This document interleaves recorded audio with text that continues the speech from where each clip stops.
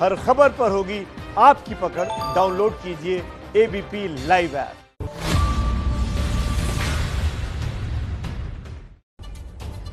भारत चीन के बीच एलएसी पर चल रहे तनाव के बीच आज एक बड़ी बैठक होने वाली है। दोनों देशों के बीच कोर कमांडर स्तर के छठे दौर की बातचीत भी होने वाली है। आज सुबह करीब 9 बजे ये बैठक शुरू होगी। ये बैठक वास्तविक नियंत्रण रेखा यानी एलएसी के चीन वाले हिस्से मोल्डो में होने जा रही है और बड़ी खबर यह है कि इसमें चीनी भाषा के जानकार एक वरिष्ठ भारतीय डिप्लोमेट भी मौजूद रहेंगे। पहली बार ऐसा होगा कि सीमा पर हो रही बैठक में राजनयिक भी होंगे। सूत्रों के मुताबिक एलएसी के विवाद में समाधान की संभावनाएं तलाशने के मकसद से ये सब कुछ हो रहा है। अनलॉक 4 में आज से 10 राज्यों में 9वीं से लेकर 12वीं तक के स्कूल खुल रहे हैं। जिन राज्यों में स्कूल खुल रहे हैं उनमें शामिल है बिहार, राजस्थान, हरियाणा, चंडीगढ़, हिमाचल प्रदेश, जम्मू कश्मीर, आंध्र प्रदेश, कर्नाटक, मेघालय और नागालैंड। इसमें केवल 50% टीचर और स्टाफ को ही आने की इजाजत है। स्कूल खोलने के लिए अभिभावकों की लिखित परमिशन दी जाएगी। स्कूलों में मास्क लगाना, सामाजिक दूरी बनाए रखना जैसे नियमों का पालन भी जरूरी है। आज से ही रेलवे 40 नई स्पेशल क्लोन ट्रेनें चलाने वाला है। ये क्लोन ट्रेन पहले से चल रही स्पेशल ट्रेन के अलावा कुछ खास रूट्स पर यात्री टिकटों की ज्यादा मांग को देखते हुए ही शुरू की जा रही हैं। इन रूट्स पर रेलवे आज से 20 जोड़ी क्लोन स्पेशल ट्रेन चलाएगा। ये क्लोन ट्रेन पूरी तरह से रिजर्व ट्रेन हैं और इनके स्टॉपेज भी बहुत सीमित है, यानी जिन स्टेशन के बीच की ज्यादा मांग है वहीं पर ट्रेन रुकेंगी और वहीं ट्रेन चलाई भी जा रही है। सिर्फ उन्हीं के बीच ये रूट है।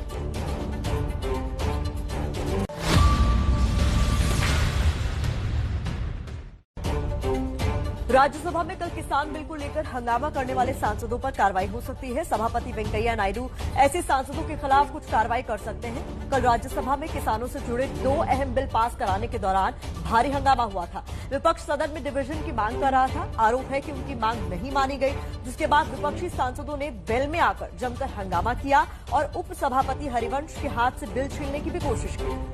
विपक्षी दलों ने राज्यसभा के उपसभापति हरिवंश के खिलाफ अविश्वास प्रस्ताव का नोटिस दिया है। इस नोटिस पर करीब 40 सांसदों के हस्ताक्षर हैं। इनमें Congress, TMC, RJD, CPM, Samajwadi party और दूसरे दल भी शामिल हैं। ये नोटिस कल राज्यसभा में किसान बिल को पास कराने को लेकर हुए बवाल के सिलसिले में है। राज्यसभा में आगे की रणनीति के लिए आज 12 विपक्षी दलों की संसद परिसर में गांधी मूर्ति के सामने बैठक हो सकती है। लोकसभा में कल मैराथन कार्रवाई चली और आधी रात तक बैठक हुई। लोकसभा की बैठक रविवार को दोपहर 3 बजे शुरू होनी थी, लेकिन राज्यसभा के हंगामे की वजह से 1 घंटे देरी शाम 4 बजे शुरू हुई। ये कार्यवाही 5 घंटे ज्यादा देर तक चली, जबकि उसे शाम 7 बजे तक चलना था, लेकिन कार्यवाही चली रात 12:36 तक। इस दौरान टैक्सेशन बिल समेत कई अहम बिल पास किए गए और आज दोपहर 3 बजे तक के लिए सदन को स्थगित कर दिया गया।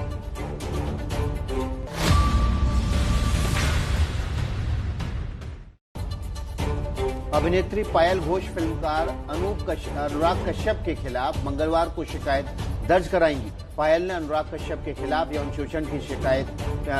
शोषण की कोशिश का आरोप लगाया है।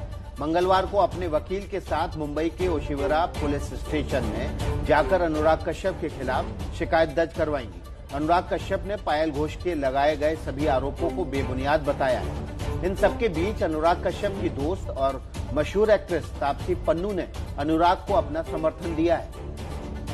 सुशांत केस में ड्रग्स एंगल की जांच कर रहा है एनसीबी यानी नारकोटिक्स कंट्रोल ब्यूरो आज से फिर सक्रिय हो गया है। सुशांत की पूर्व मैनेजर श्रुति मोदी और जया साहा को आज पूछताछ के लिए बुलाया गया है। दोनों को सुबह 11:30 बजे एनसीबी के मुंबई स्थित गेस्ट हाउस में बुलाया गया है। दोनों से पिछली बार इसलिए पूछताछ नहीं हो पाई थी क्योंकि एनसीबी की एसआईटी की सदस्य कोरोना पॉजिटिव पाई गई थी। अब एनसीबी की टीम के सभी सदस्यों के कोरोना नेगेटिव होने के बाद पूछताछ फिर शुरू हो रही है। सुशांत सिंह राजपूत केस में सीबीआई की टीम जांच को आखिरी मुकाम तक पहुंचाने के लिए 7 दिनों के लिए मुंबई जाएगी। फिलहाल सीबीआई को ऐसा कोई सबूत नहीं मिला है जिससे ये साबित हो कि सुशांत की हत्या की गई है। सीबीआई अब दिशा सालियान के केस में इसका कोई कनेक्शन ढूंढने की कोशिश में है। हालांकि सीबीआई आधिकारिक तौर पर फिलहाल कोई बयान नहीं देने जा रही है, लेकिन सुशांत केस में लगातार 21 दिनों की जांच के बाद सीबीआई टीम दिल्ली लौट आई है। पिछले 3 दिनों में सीबीआई मुख्यालय में अब तक की जांच के नतीजे और अगली रणनीति को लेकर बैठक जारी है।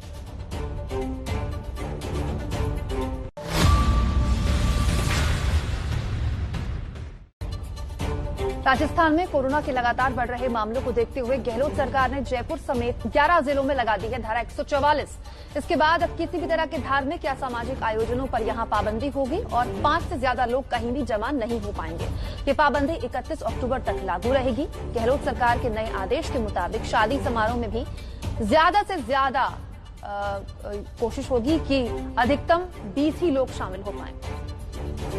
जम्मू से लगे बॉर्डर पर पाकिस्तान की नई साजिश का पर्दाफाश हुआ है। पाकिस्तान की तरफ से पाइप के जरिए भारत के इलाकों में ड्रग्स और हथियारों की तस्करी हो रही थी। 4 इंच चौड़ी और 12.5 मीटर लंबी पाइप मिली है। यहाँ 62 किलो हेरोइन ताड़ बाढ़ के बीच से भारतीय सीमा में इसके जरिए डाली जा रहा था। साथ ही कुछ हथियार भी मिले हैं जो कि इसी पाइप के जरिए सीमा पार से भेजे गए थे। जम्मू के अरनिया सेक्टर में बीएसएफ ने ये तस्करी पकड़ी है। बीएसएफ की गोली चलाने के बाद तस्कर पाकिस्तान की तरफ वापस भाग गया।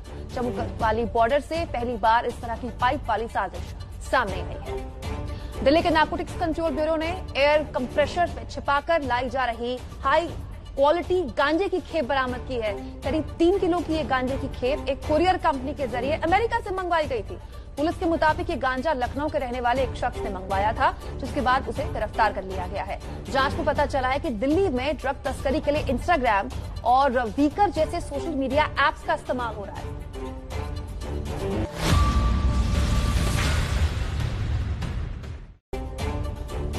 हिमाचल प्रदेश के रोहतांग दर्रे में दुनिया की सबसे लंबी सुरंग बनकर तैयार है। इसे पूर्व प्रधानमंत्री अटल बिहारी वाजपेयी के नाम पर बनाया गया है। अटल सुरंग का प्रधानमंत्री मोदी जल्द उद्घाटन करने वाले हैं। उद्घाटन से पहले एबीपी न्यूज की टीम ने सुरंग का सफर किया। ये सुरंग रोहतांग दर्रे के पास कुल्लू मनाली और लाहौल स्पीति जिले को जोड़ेगी। 9 किलोमीटर लंबी ये सुरंग दुनिया की सबसे ऊंची सुरंग है, जो कि 10,000 फीट से भी ज्यादा ऊंचाई पर बनाई गई है। इसे बनाने में बीआरओ को 10 साल लगे। भारी बारिश से कर्नाटक के कई हिस्सों में तबाही मची है। सबसे ज्यादा नुकसान कर्नाटक के उडुपी में हुआ है। यहां जहां घर और फसलें पानी में डूब गई हैं। उडुपी में जिला मुख्यालय में भी कई घर, सड़कें और गाड़ियां पानी में डूबी हुई हैं, जिसके बाद बचाव कर्मचारियों की टीमों को उतारना पड़ा। कर्नाटक में दक्षिणी पश्चिमी मानसून की दूसरी लहर राज्य से टकराई है, जिसकी वजह से ये नौबत आई। कर्नाटक सरकार अब राहत और बचाव के काम के लिए वायुसेना की मदद भी मांगने जा रही है। मध्य प्रदेश से एक खबर आई है। यहाँ के रतलाम में कनेरी डैम में डूबते हुए एक युवक को 2 होमगार्ड्स के जवानों ने बचाया। कनेरी डैम पिकनिक स्पॉट के रूप में मशहूर है।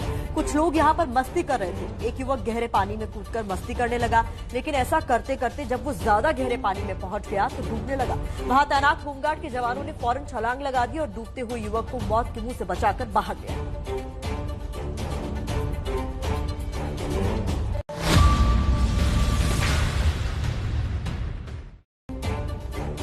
उत्तराखंड में साहसिक खेलों के शौकीनों के लिए एक अच्छी खबर है। नैनीताल जिले के नौकुचिया ताल में 6 महीने से बंद पैराग्लाइडिंग अब खुल गई है। पर्यटक इसका आनंद लेने पहुंच भी रहे हैं। इसकी शुरुआत कल से ही हुई है। कोरोना की वजह से भीमताल के नौकुचिया ताल में एडवेंचर एक्टिविटी बंद हो गई थी।